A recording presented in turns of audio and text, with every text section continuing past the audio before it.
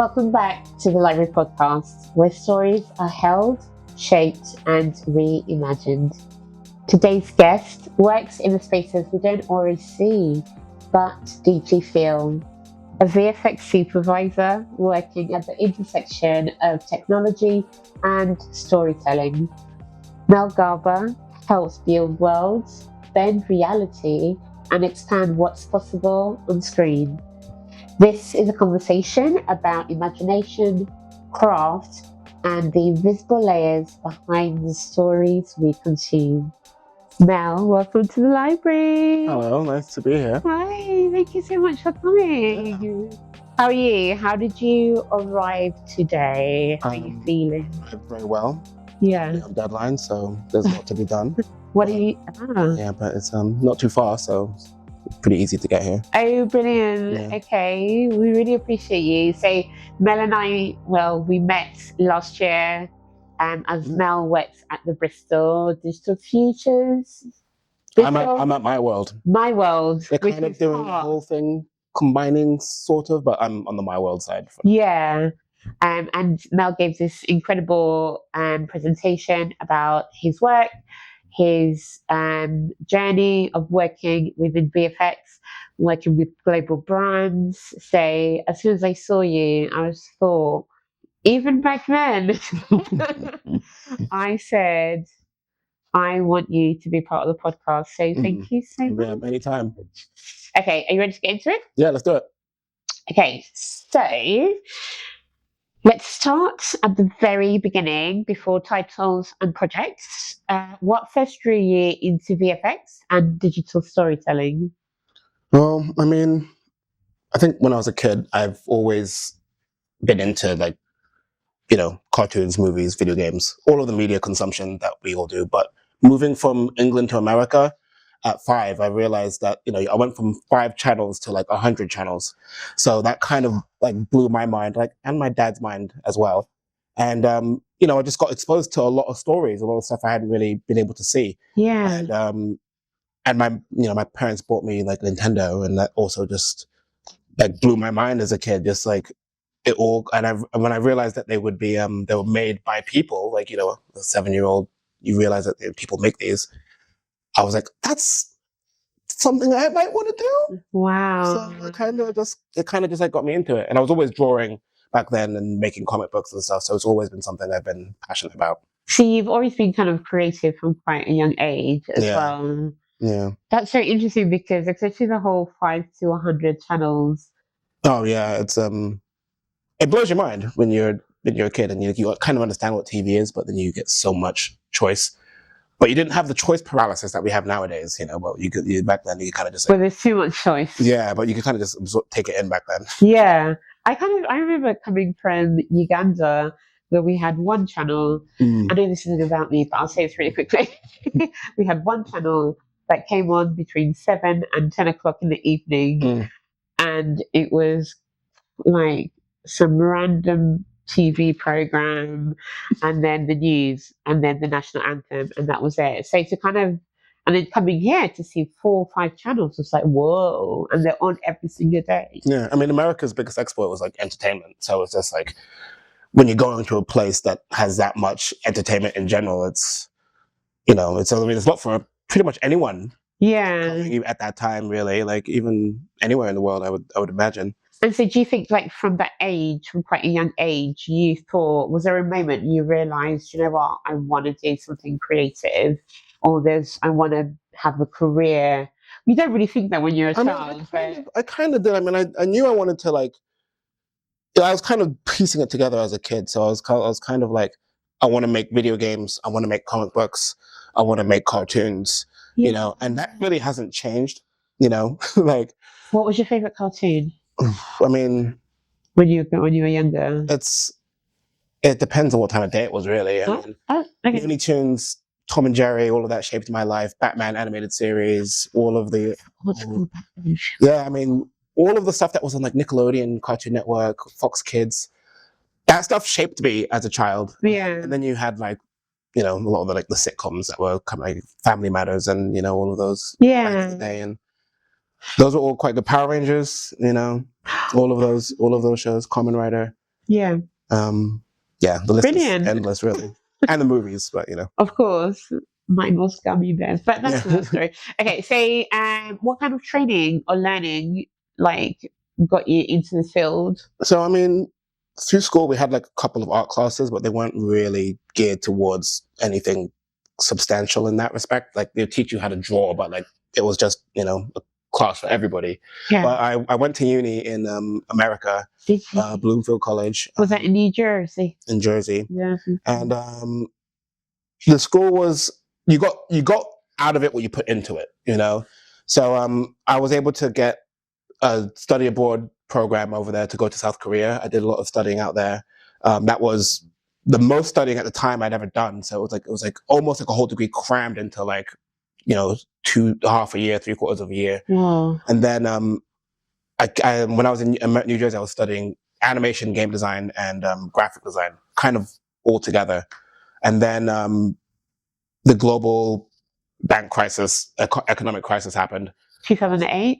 2008, 2009. I graduated, and then I was trying to find work for a while, was kind of just doing a bit of freelance. And then I came to England, to Bournemouth, Arts University of Bournemouth, and I did my master's there in animation. And I rebuilt my network over here because it was like a good time for VFX in the UK, and I was able to just freelance in commercial that way. Okay. Yeah. I love that. Okay. So UK, then over to America age 5, then you did your high school, All of my American, college, or your education. Right, okay. Yeah. That's an incredible origin story. Yeah, it goes all over the place. Yeah. Yeah. Well, we have to talk about how South Korea was, but that's Oh, yeah, we'll yeah, go on to that. Okay, so but what skills do you think are essential for somebody who wants to enter into the VFX industry I think you need or to. to do your job, for example? I mean, in my role, I essentially have to do a lot of design, I have to do a lot of animation, and bring projects from like conception all the way to finalization. Yeah. But all of those skill sets, you have to understand like your fundamentals in terms of whatever part of the pipeline you're working on. So like, if you're going to learn 3D animation or 3D modeling, you need to learn like, if you're going to be making people, you need to learn your anatomy. You need to learn like, helps to know how to draw. You need to know how stories work, story structure. You need to learn, how light works. If you're making textures, how physics works. You need to know if you're making clothes, you need to understand how seams work. How to make, how fashion works. Wow. So it's like the great thing about like being a designer is that you can kind of study everything. I love to just like study stuff. So like, if I learn about, I don't know, leaves, for example, you can find ways to be like, oh, now I know how leaves grow. You can like, make a tree, you can make them accurate, Yeah. you can change it up. So if you have a story you want to do. But it's really good to be able to know your fundamentals and like how, like the most basic form of any part of the pipeline and how that works up.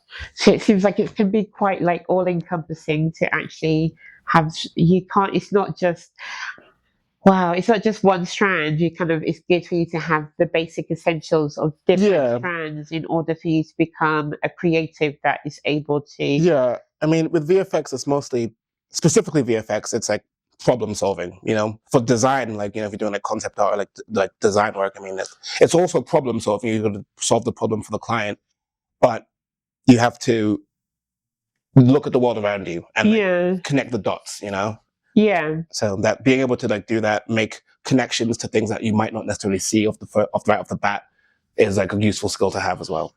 Okay, so some people, for our guests who might not know, that this role actually even exists, and I think you've touched on it already. What does a VFX supervisor actually do? If you could give me three sentences to say this is what it is. I mean, a VFX supervisor essentially is like the liaison between like the director and client and the VFX studio, and they make sure all of the projects, all of the VFX that are needed is done in the correct way. You get all the correct information. Yeah. And just manages all of that. Really, they have to have a deep understanding of like the entire process. Yeah. And I kind of do that, but on a much smaller scale. Like at my job, it's with like research, Yeah. so it's not big like movie productions. Okay. But yeah, that's essentially what they do. Do you think that you have faced any barriers in terms of getting into the industry or not? You don't have to. I mean, other than the biggest one, other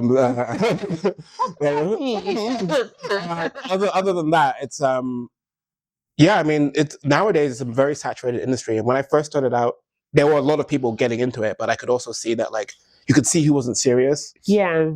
A lot of kids nowadays are talking about like, we need to have like work-life balance, and they're like, I understand that and I get it. Like, you need to make sure you're not exploited. You need to make sure that you can like rest and not like can see your family and all of that. But it's hard, and like no one's gonna hire you if you're just okay. You have to be able to be excellent, and the only way to be excellent is to practice all the time. You're going to be obsessed with it. You're going to be always looking for new techniques or perfecting something, like Kung Fu almost. You have to always keep practicing it. Yeah. So it's and because I think you're working within the realms of technology and how quickly it evolves as well, do you feel like you kind of always have to consistently be on point, know what's happening, be able to apply that within your own creative practice in order for you to be the best? It's almost like with even actors, you have to kind of keep reading plays or going to the theatre. Absolutely.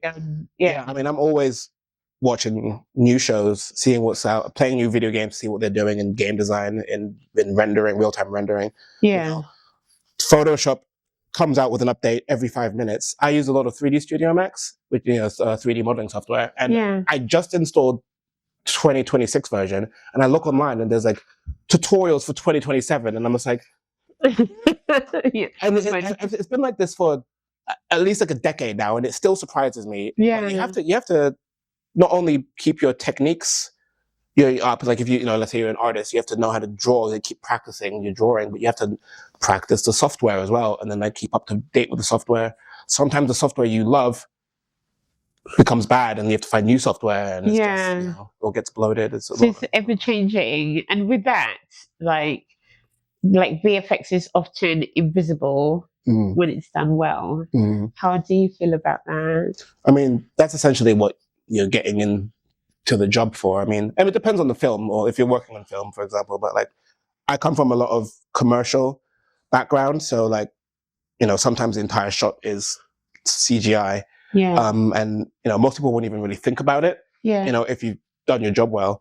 But if you're looking at like a film, for example, that is like a drama, or like that takes place like on Earth, like in a place that's real, but you need to like change the sky from gray to sunny, that shouldn't be noticeable. Like if no one notices it, then you've done a good job. You've and that's fine. We're not there to be in front of the camera. We want to be in the back in the dungeons, just toiling away. In the back end, making us actors look good. Exactly. Absolutely. Okay. Okay, so what do you wish audiences understood about the work behind what they see? Obviously, just from what you've said already, is that you have to have the training, you have to be excellent, you have to be on point, you have to be up to date with your technologies and softwares. But if there's one thing that you wish audiences understood about your work, what would that be? I mean, I think that I do give the industry a lot of guff for like when I watch something, I'm like, oh, that looks like crap. Oh, I can't believe that. But there's a lot of things that aren't said that like will like halt up, that will like slow down a production, that like the average civilian isn't going to be privy to. So it's just like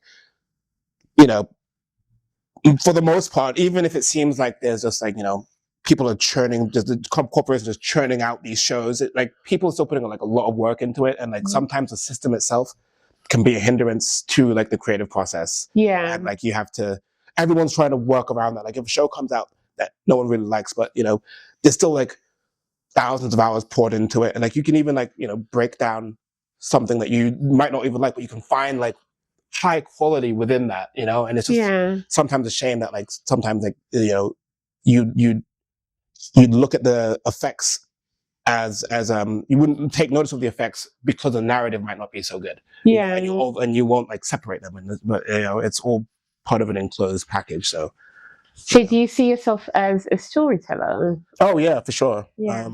Love story. I love story structure.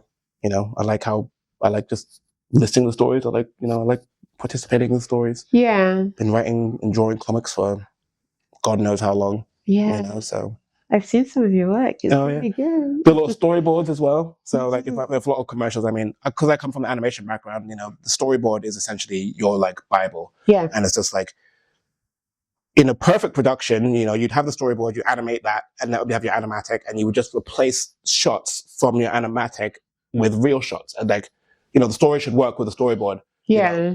But sometimes with time constraints, you can't really have a storyboard, and those problems compound.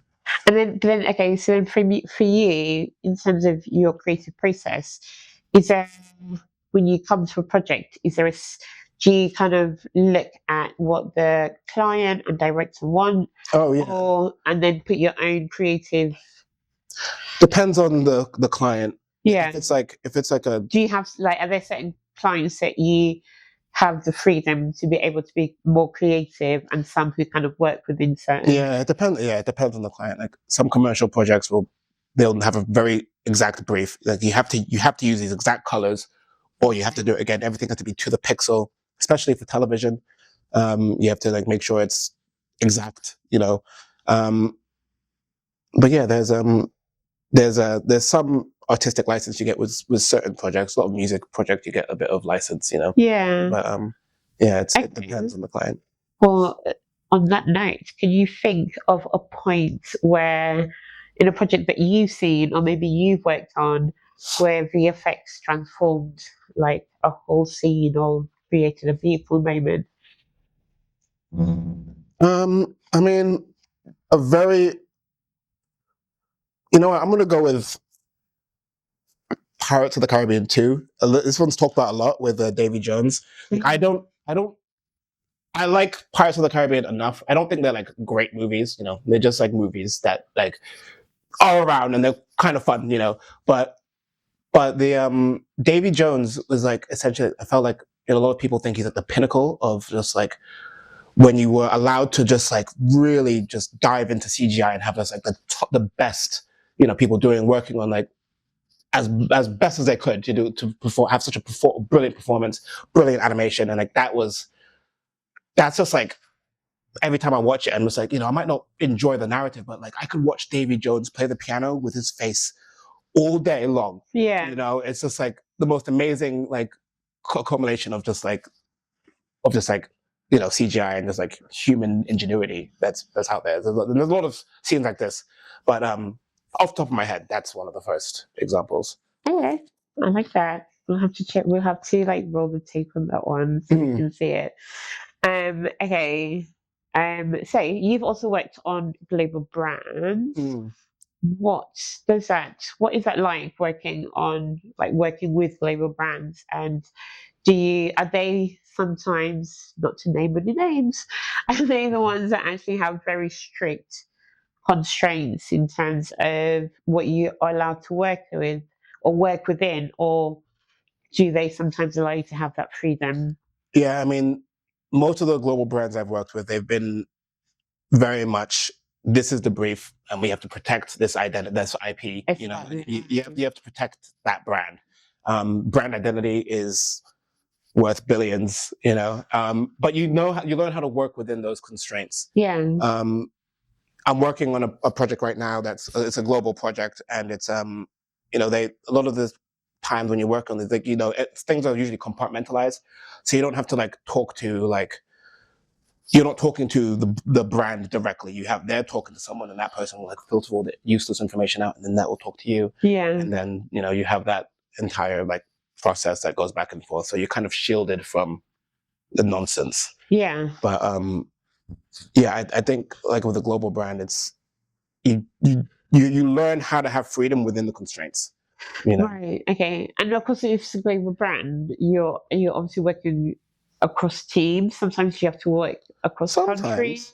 definitely across countries. Yeah. Sometimes on with different teams. Other time I've done some projects where it's just me, and then the ad agency will have like the producers and stuff, but they'll just get me to do all the work, all the artwork, and Yeah. all the graphics. But and if it's like a smaller client, sometimes I'll be the one that's just like, this is the storyboard and this is how we should approach it. Okay. But again, it varies. I just take whatever jobs are out there. At least back when I was freelance, anyway. Right. Yeah. Which brings us to my next point and bring us back a little bit closer to home. So, can you tell us a bit more about MyWorld, and which is based in Bristol Digital Futures Institute? Do I get that wrong? I think that's essentially Bristol Digital Futures. Yeah. BFI. Yeah. Well, with MyWorld, we essentially do a lot of R&D with regards to virtual production, audio, video, cinema. We have a smart cinema that records brainwave activity.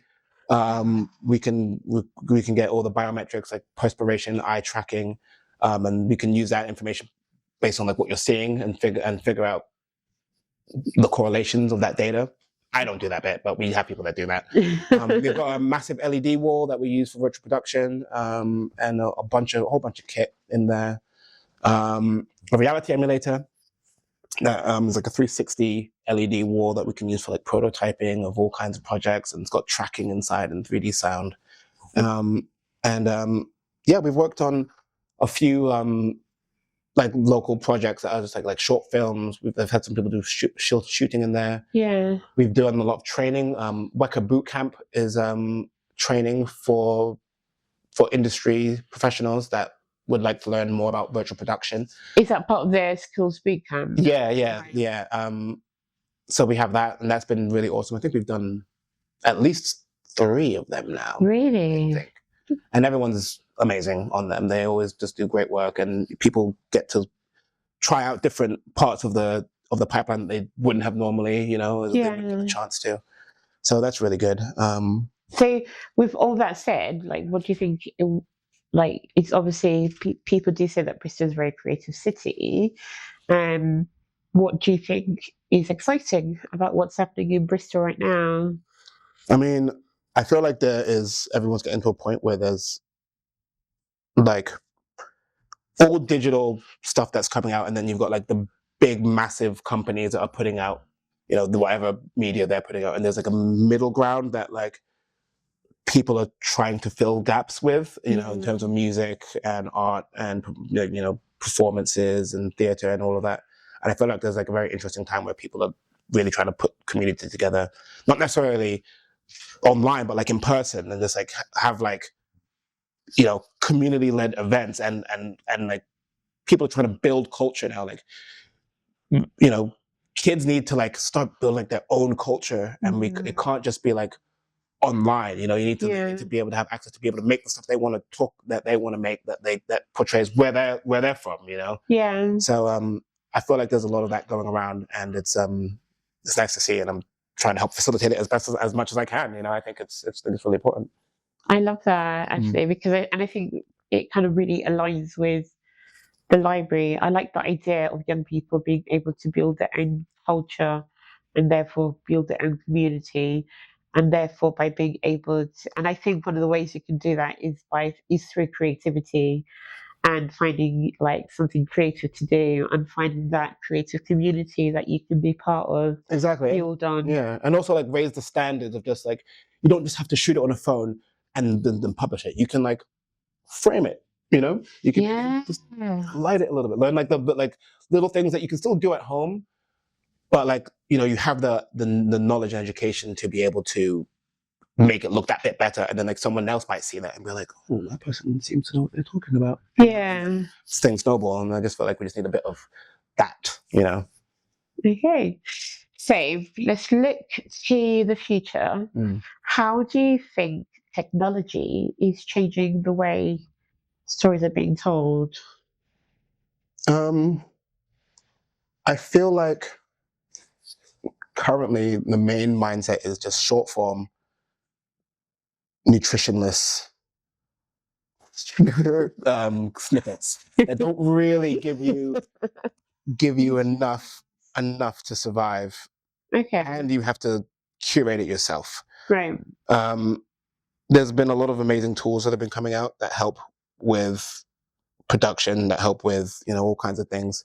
I will say, like, generative AI is not doing many favors for critical thinking in like this industry, because VFX and CGI and design is all problem solving and critical thinking, and if you can't do that, then you're not going to be able to have intent. And like, technology has to be able to enforce the creator's intent. Yeah. And it shouldn't be the other way around, So like, I feel like that's something we desperately need to like protect, and like train people how to like, have conviction in like what they're trying to make, like if it doesn't look right, like why doesn't it look right? What are you trying to show? What are you trying to tell? And like, you have to have confidence in your intent, visually, narratively, in all of the. And actually, maybe that's something that AI doesn't even have, is the intent, is the fact that you can actually, AI will lead by you giving it prompts that actually human intent, human intuition, human creativity outweighs and surpasses. Yeah. Like, why would you need to shoot something a certain way? Like, why would you have those people hug, for example? Why would you need to even tell this story? Like, if the answer isn't like, if I don't need, like, an AI would never say, I have to tell this story or I'll die. Like, they'll never say that. Right. I know people that will feel that way. Right. I feel that way. So it's just, it just needs experiences and humility. Okay, so what is something people misunderstand about working in VFX? Sometimes people, I don't know, sometimes when you think VFX, you just kind of think like, I don't know. I feel like, yeah, I mean, I feel like some people think it's just like a button, maybe. I mean, that was like the old school kind of way. Oh, you're just pressing a button. It's digital work. But I feel like, it's not something that's like just properly trained, or like, a regular person isn't going to really know about VFX on a deep level. So like, they might just be like, that's stupid, it sucks, because it's like, might look a little funny, but it's just like, it's a very subjective approach, really, a subjective question that, like, there's like lots of things that I feel like people could miss out on or like not understand. But that goes for everything, really, every industry. Yeah. Okay, well then, what kind of stories are you most interested in telling? Personally? Yeah. And actually, if I had a magic wand and I can say that you could create any world that you wanted or any story to tell, is there anything that you're thinking, you know what, I really would love to do that, explore that, and see what comes out of it? I'm working on a comic book right now. Are you? Yeah, I'm working on it for 10 bloody years. It's just, it's not gonna happen. But I'm working on it. Yeah. But I've been learning how to tell stories. But I mean, there's a lot of stories I would like to tell. There's a lot of different, like, there's games I want to make. There's stories I want to tell, movies I want to make. But if I was gonna like make up, there's like, if I was gonna do a movie, for example, I don't know. There's a lot of like action sequences I would love to be able to portray, Really? and be able to like choreograph and just like shoot. I love action cinema, so like being able to like make something that's like a high octane action film would be just like I'd love that. Yeah. But with a really cool fight sequence. Yeah, loads of them. But that's the one. Like, if I was going for film, at least that's like one of the things I'd love to make. Yeah. Yeah. Okay, so we're near the end. Say, sorry, stop there. I need to change the battery. Yeah. And I figure that's like a good one. Yes. Did you like my cat? No. It's all right. Wake up.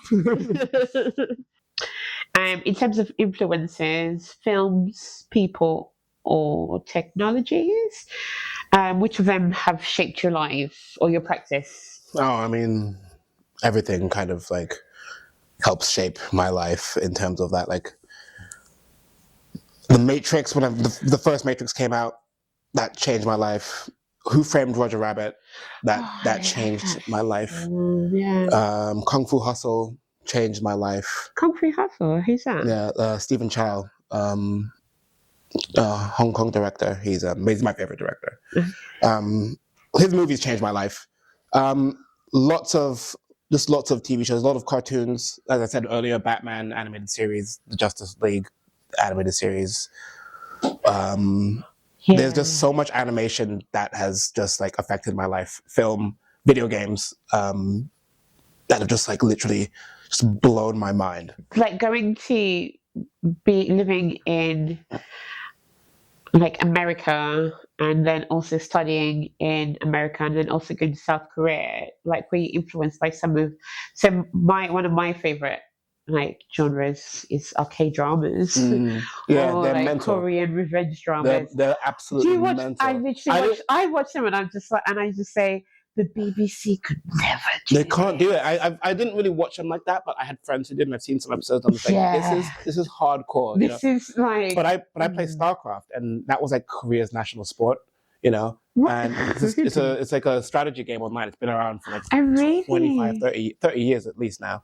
And I went over there, and it was one of my dreams to just like play StarCraft in Korea and potentially beat the Koreans. And I did, and I beat those Koreans in StarCraft. They don't have black people out there. They have like 10 black people in Korea. And having a black person beat them in StarCraft, I was just like, I'm taking one for the team. Yes.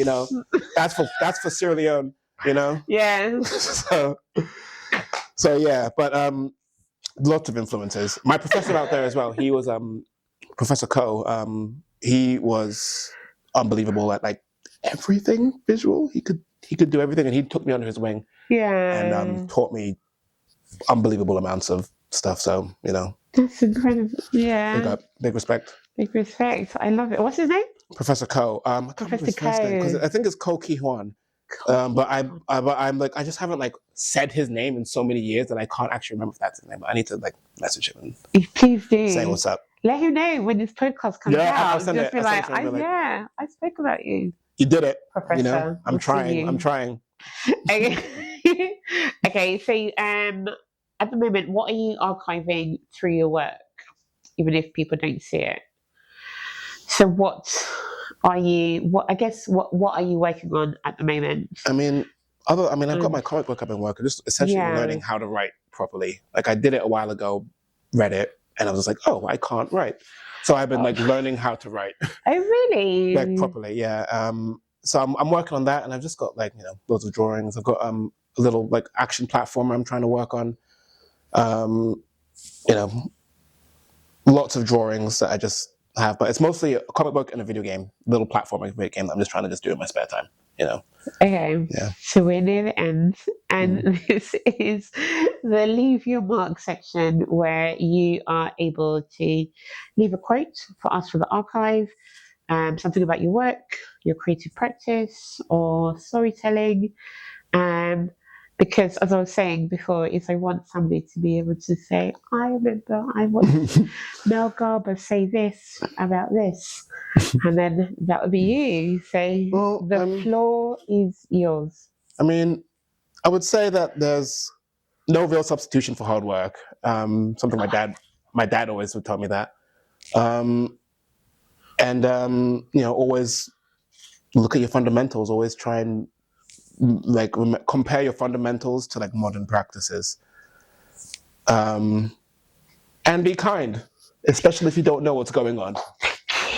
That was from Everything Everywhere All at Once. But that line is like proper. Like be kind if you don't know what's going on. That's helped me a lot. Just like just don't jump to conclusions, because in the industry, if you're like not very nice, someone will no, it's just a small industry, and now that we have the internet, it's like even smaller. Right. So like we just got to be chill and work hard, keep your head down. Yeah. Steve, thank you so much for that. I love that. Thanks for having me. I really think we all have to live with kindness. Yeah. I think, especially in the creative industries, because it is so small, but also because it's hard out there. It's hard. The struggle is real out there. But yeah, I just want to say thank you very much. So Thank for you. us, this has been the Library Podcast, where stories live in many forms, seen and unseen. Thank you for listening, and thank you to Mel for sharing your work and your perspective with us. And the library is now closed.